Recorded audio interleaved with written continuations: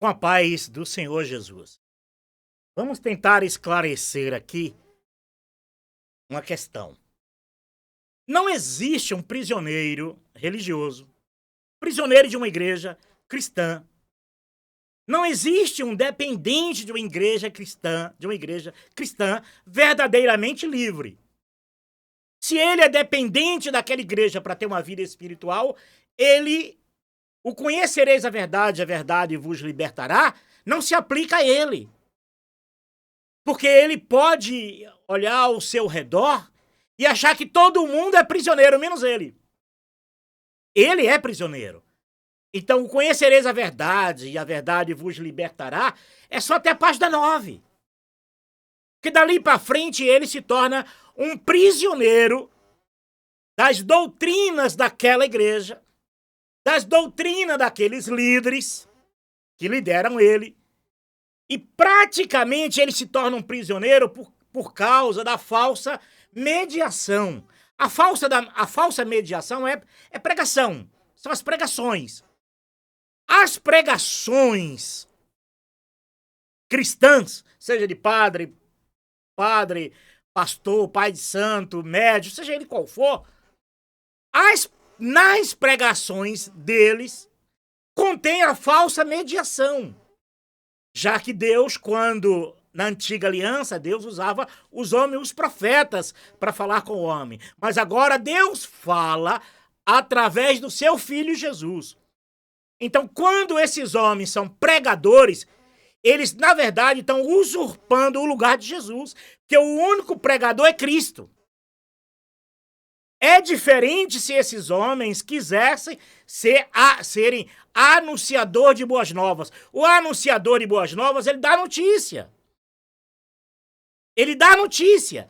Quem ouve a notícia vai até o pregador, que é Jesus, que é o mediador que trouxe as boas novas da eternidade para o homem. Então, o meu dever não é de ser pregador de ninguém. O meu dever é ser anunciador de boas novas. É dizer, olha, Jesus é o Filho do Deus vivo. Jesus veio, morreu, derramou o seu sangue para perdoar os teus pecados. E se você crer nele de todo o teu coração, você vai morar no mundo de Jesus, no universo de Jesus, nas moradas eternas de Jesus. Quando essa pessoa ouve isso e aceita isso, aí sim, ela vai até o mediador Jesus. E é aí que entra Jesus como o único pregador entre Deus e os homens. Eu não sei se você me entendeu, mas vai entender. Então, quando as pessoas dizem, não conhecereis a verdade vos libertará, aí faz disso uma pregação, ele, na verdade, ele não se insere como também prisioneiro.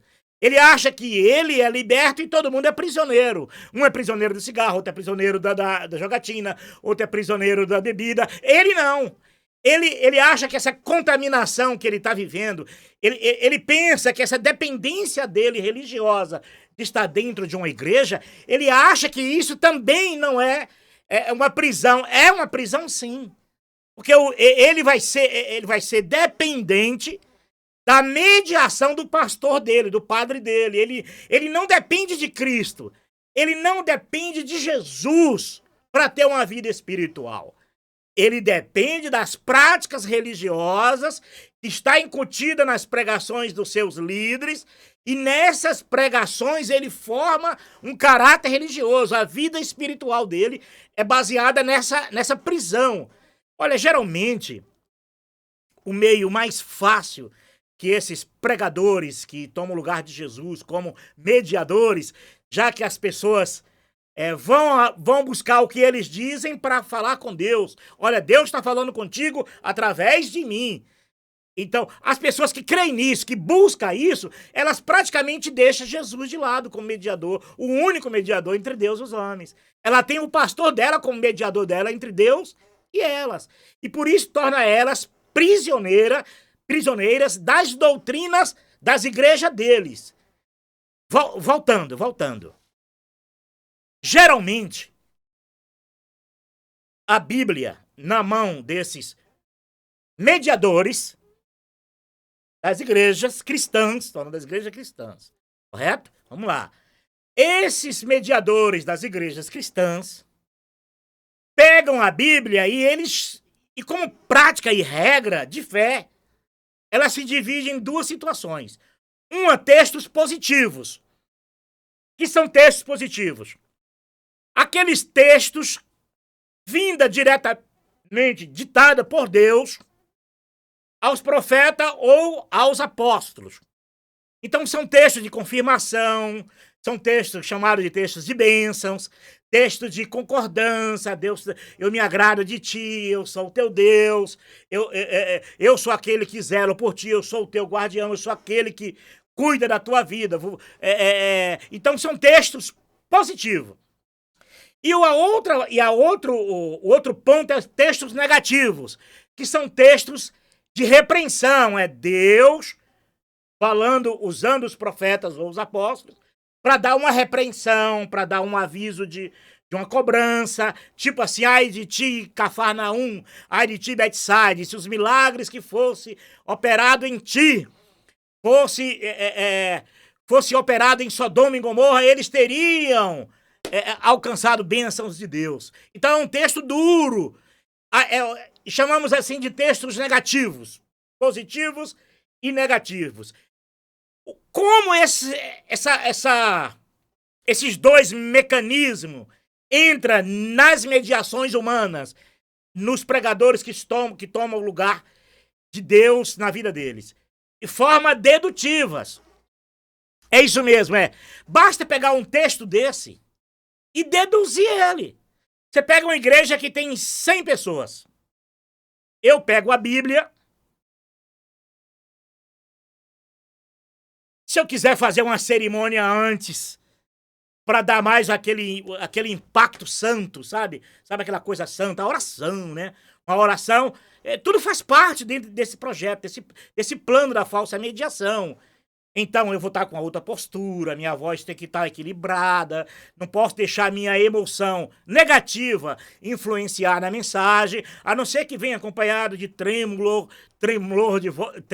voz trêmula, choro, aí cai bem dentro de uma falsa mediação. Mas geralmente uma oração poderosa, uma oração firme, não, olha, geralmente quem prega, quem é o mediador, eles não vão colocar a pessoa com a voz nhenhenhen, uma voz fraquinha, uma voz funhen. Não, vou colocar. Geralmente, pregadores, os líderes de igreja, os pastores, fundadores de igrejas, geralmente eles vão dentro de uma casta, dentro de um glamour santo, colocar alguém que tem uma voz firme, positiva, uma oração firme. Jesus é bom. Ele vai ser. Imagina um pregador, um pregador desse que vem mediar entre Deus e os seguidores daquela igreja, ele vem chegar assim, todo encolhidinho. Irmãos, a paz do Senhor Jesus, Deus é bonzinho. Não, ele vai sair do púlpito ali, o líder da igreja vai chamar ele e diz, rapaz, acorda, você tá parecendo um padre? Você falou que Deus é bom, não, Deus é bom. Você tem que ser firme na hora de pregar, você tem que chamar o povo, acordar o povo. É o chamado fogo no púlpito. Muito bem, então, não importa o texto. Digamos se ele quiser fazer uma cerimônia com a Bíblia antes. Isso aqui não é uma Bíblia, viu? Isso aqui é um documento. Ó Deus, neste exato momento eu te peço a revelação da tua palavra. Primeiro, a palavra é Jesus, a palavra de Deus é Jesus. Mas ele não vai dizer que a palavra de Deus é Jesus. Ele vai dizer que a palavra de Deus é a Bíblia. Ele também não vai dizer que a palavra de Deus ali que está na Bíblia foi dada aos profetas, aos apóstolos. Não, ele não vai dizer. Ele vai pegar toda a Bíblia como um todo, até a lambança de Salomão, ele vai dizer que é a palavra de Deus. Mas a palavra de Deus é Jesus, é o verbo vivo de Deus. É aquele que com suas vestes salpicadas de sangue, cujo nome dele é palavra de Deus. Dele, não é dela a Bíblia, é dele, palavra de Deus. Então, a Bíblia dá testemunho da palavra de Deus. Lê João 5, 39 a 41, que você vai ver lá. Os judeus, de tanto ler a Bíblia, de tanto ler a Antiga Aliança, não creram que Jesus era o verbo vivo de Deus. Que o verbo que antes era escrita transformou-se em carne. Jesus está vivo. A não ser que as igrejas cristãs queira fazer Jesus nascer de novo, para matar Jesus de novo e transformar Jesus em verbo vivo.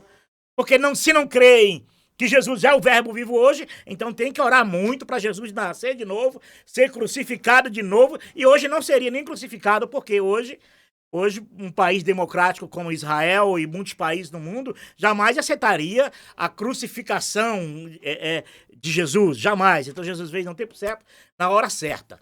Então vamos, em um momento certo. Então vamos ver. Eles vão pegar um texto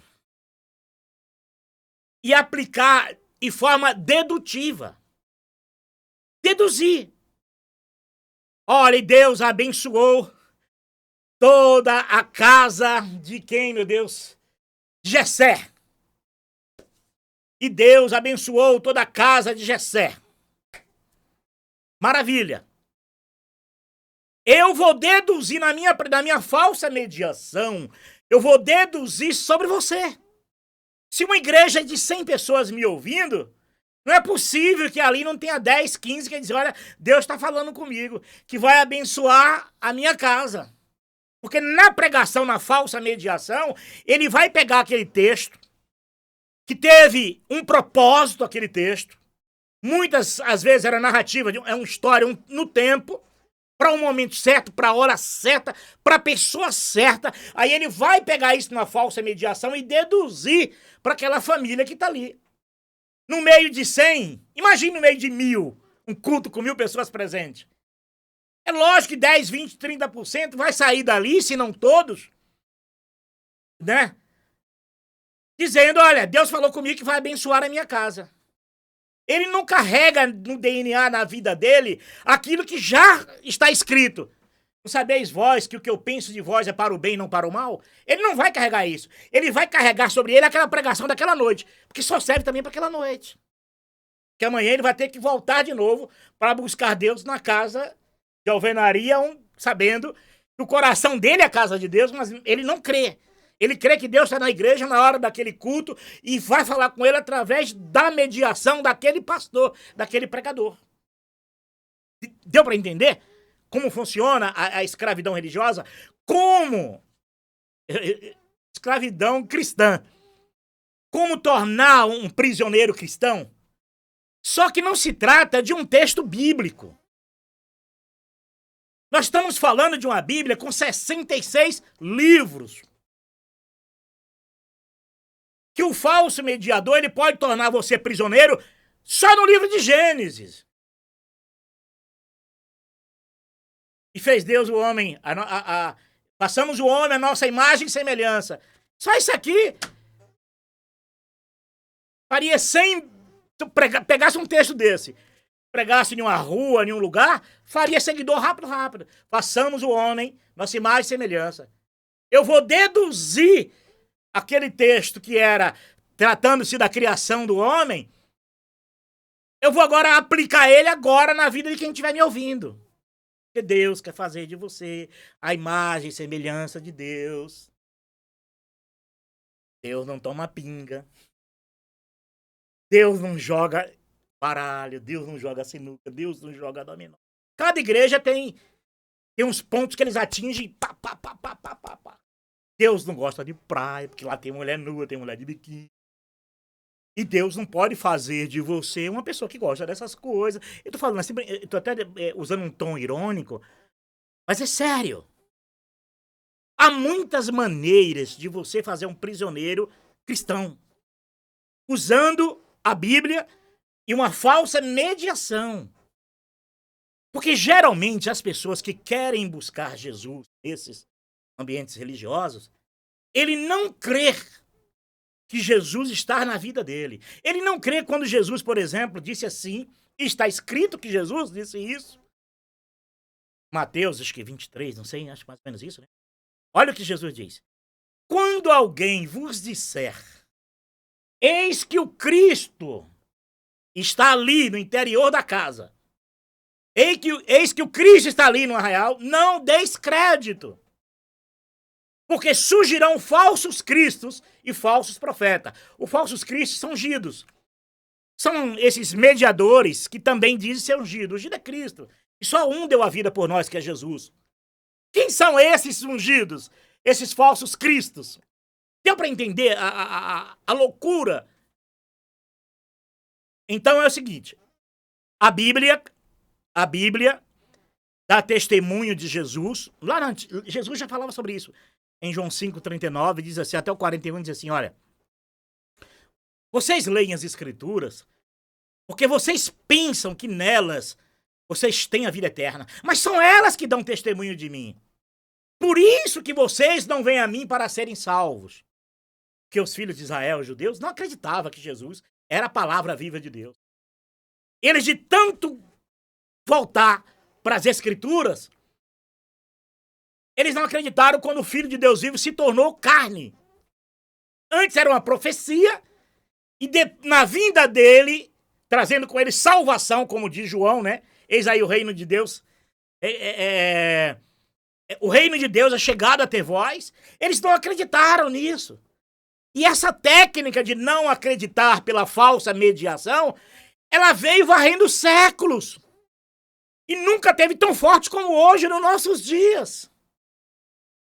Onde as pessoas se doam ao sistema, o fortalecimento do sistema. E não percebe que isso estão afastando eles do verdadeiro Cristo, que está sufocado no coração deles. É uma substituição, é um estado mental, é uma alteração mental. Isso não é só possível, isso é comum. Alterar a mente de alguém através de uma ideologia, seja ela política, religiosa, não importa. Isso é comum. E as pessoas não estudadas, não cultam, como, por exemplo, pessoa como eu, por exemplo, pode fazer isso naturalmente achando que está fazendo...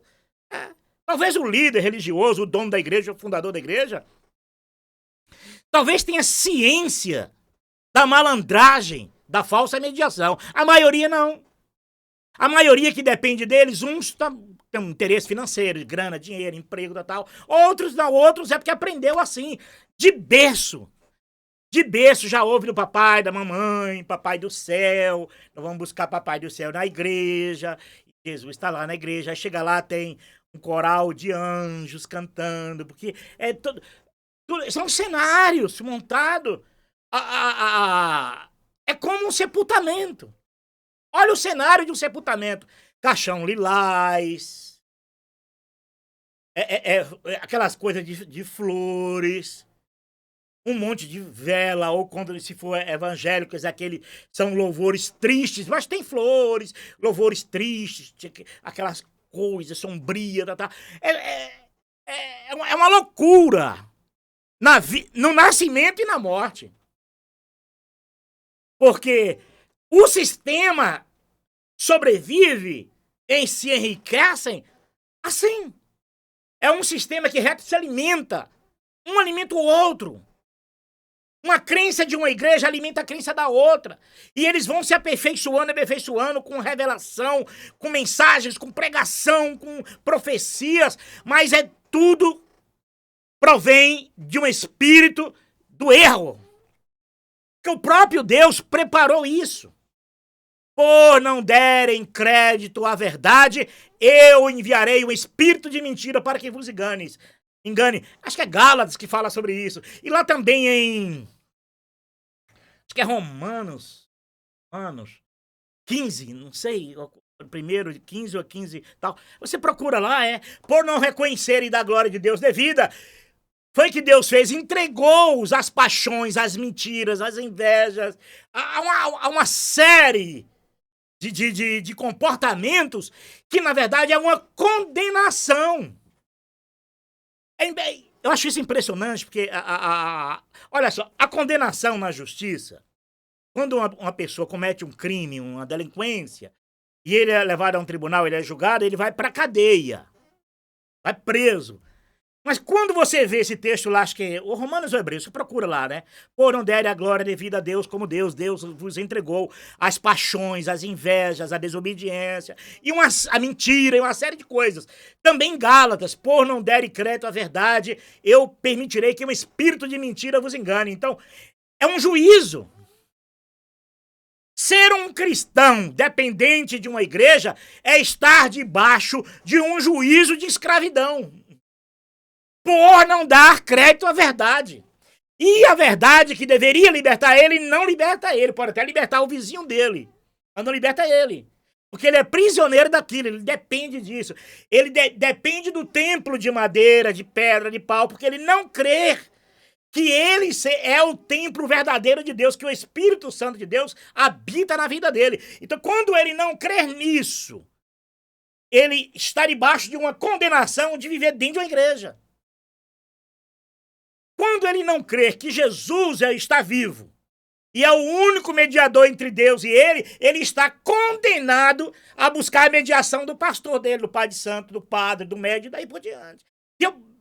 Deu para entender? Quando ele não crer que o culto verdadeiro que você deve apresentar a Deus é aquele da cruz em seu coração, que você diz assim, Deus, eu não sou nada, eu não tenho nada para te oferecer. Quem sou eu? Ainda que eu fosse bilionário, eu não te compraria com dinheiro. Mas eu tenho uma coisa preciosa no meu coração, é que Jesus deu a vida por mim e eu creio que ele, na tua eternidade, ele me representa. Ele não crê que esse é o culto verdadeiro. Porque ele está condenado ao culto da igreja dele, a praticar aquilo. E se for uma igreja que samba e que dança e que grita, o que está sem perna está perdido, que vai ter que botar a mão no chão e... É isso aí. Por quê? Porque é um estado de condenação. Olha, eu tenho um problema muito sério. Eu tô aqui, mas estou morrendo de dores crônicas. Imagine eu condenado a ir para uma igreja dessa. O que mais me dói é no lugar da cirurgia e da lesão da medula e na bunda. Imagine, pastor, põe a mão na minha bunda para orar por mim. Você está entendendo? Que estado de condenação terrível. Imagine, eu nem vou, imagine, pastor, põe a mão aqui no lugar que tá doendo para orar por mim. Tem gente aí que tem um braço desse tamanho, um dedo dessa grossura. Mano, não põe a mão em mim, não. Eu não tô condenado a estar prisioneiro dentro de uma igreja dessa. Porque Jesus me libertou, Jesus liberta o homem. Conhecereis a verdade vos libertará. É libertar de tudo, principalmente da mentira. Por isso que às vezes as pessoas... Você diz assim, Paulo, como pode? Fulano tão religioso, fulano tão coisa. E mente. Mentiu. Como pode? É porque, na verdade, o que tem, não tem. A comunhão religiosa é como o amor religioso. Só dura enquanto pode. Só dura enquanto você está lá. Essa comunhão. Pega um dependente de uma igreja maranata. Pergunta para ele, você crê que Jesus é o Filho de Deus vivo? Creio. Você crê que ele está no teu coração? Creio. Por que você vem buscar ele aqui? Pega o da Assembleia de Deus e diz assim, você crê que Jesus foi o culto perfeito que agradou a Deus, morreu em nosso favor? Creio. E por que você vem cultuar aqui o culto que teu pastor programou para você cultuar? Troca um de igreja para você ver uma coisa. Não fica 3 dias. Leva o da Maranata para a Assembleia da Maranata, não fica 3 dias. Um não suporta o estilo de culto do outro. Para você ter uma ideia. Para você ter uma ideia do que religião faz, como as pessoas são dependentes. Pega uns irmãos da igreja Deus e Amor e diz assim, a partir de hoje em diante, vocês vão todo para Batista. E os irmãos da Batista vai frequentar uma semana a igreja Deus e Amor. Eles não ficam 2 dias, nem 1 dia. Imagine. Era Deus e Amor. Pega o irmão, o pessoal da Batista, deixa ele 3 horas da manhã num banco de sábado para domingo, orando. O chefe vai dormir. E aí vocês, quando volta às 6 horas da manhã, e aí vocês oraram muito? Eu lembro de uns irmãos que amanhecia o dia. Tinha que trabalhar no outro dia. Religião escraviza. Religião faz você... Religião tira a liberdade. Igrejas tira a tua liberdade. Igreja tira a tua natureza. Em muitos casos, tira até o teu caráter. Dobra o teu caráter. Você passa a ter o caráter do líder. Você passa a pensar, a ver, a ouvir e a falar como os líderes querem que você viva. Você perde até a tua personalidade.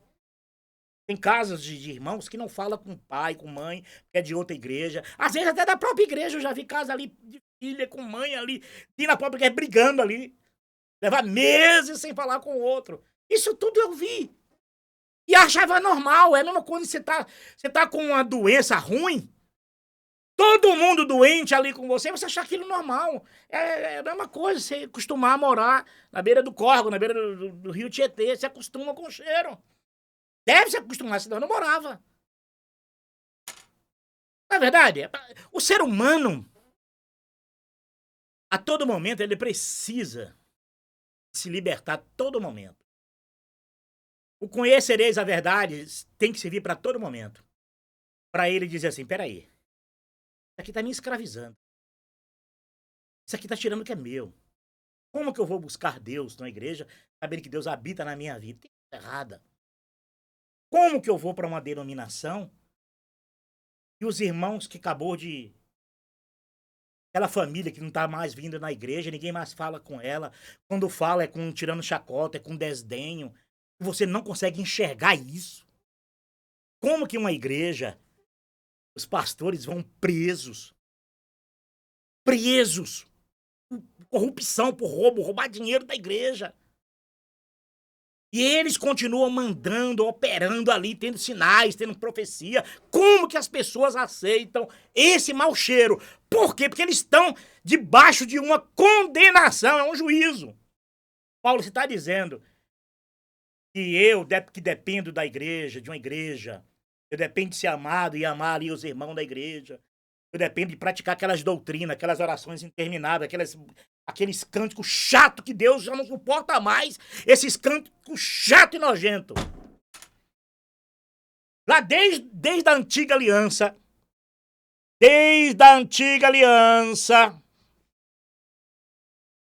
Deus já tinha dito, Deus já estava enojado dessa lambança religiosa, porque Deus sempre soube. Deus usa o profeta para dizer, olha, eu não mais me agrado dos vossos cânticos, dos vossos instrumentos de corda. Não adiantam fazer para mim instrumentos como fez Davi, porque eu não mais aceito. Outro profeta diz assim, eles armam laços, não para pegar pássaros, mas para pegar gente. Por isso suas gaiolas estão cheias. Por isso fazem seus bancos de marfins. Só fazem, né? Seria hoje, né? E por isso eles se enriquecem. Tá lá na antiga aliança. Aí quando Jesus veio, Jesus chutou o pau do barraco ali e disse assim, olha, vocês dizem que são filhos de Abraão, até dessas pedras Deus pode tirar filho de Abraão. Vocês dizem que Deus é vosso pai? Não, o vosso pai é o diabo. Você já imaginou Jesus falar isso para Edir Macedo? Na frente daquele povo que tá ali atrás da mediação de Edir Macedo? Vocês já imaginaram se Jesus chegasse hoje nas igrejas Universal, nas igrejas Maranata, nas igrejas Deus e Amor, nas igrejas Batista, nas igrejas Presbiteriana, Mórmon, Adventista, Cientologia, e o raio que o parta? E Jesus te dissesse isso, olha, vós dizeis que Deus é vosso pai, o vosso pai é o diabo, é isso aqui, ó, essa estrutura. E vocês tomaram dinheiro de pessoas inocentes para construir essas estruturas, porque o meu pai não habita em casa feita por mão de homem.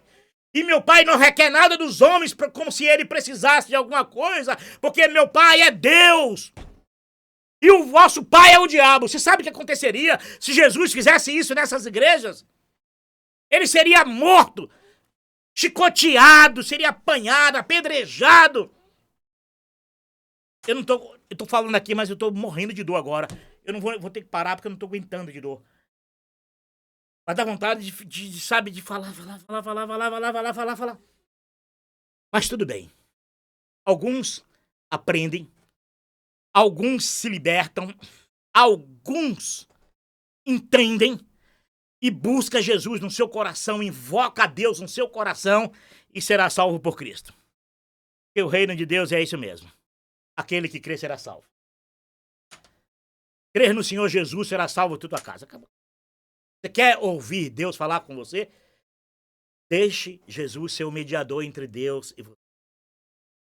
Não seja prisioneiros de pregações religiosas. Deixa Jesus ser a palavra viva de Deus, o verbo vivo de Deus falando com você. Com a paz do Senhor Jesus. Vou parar aqui que eu tomo uns remédios aí, vou deitar porque não tô. Um abraço para todos, com a paz do Senhor Jesus.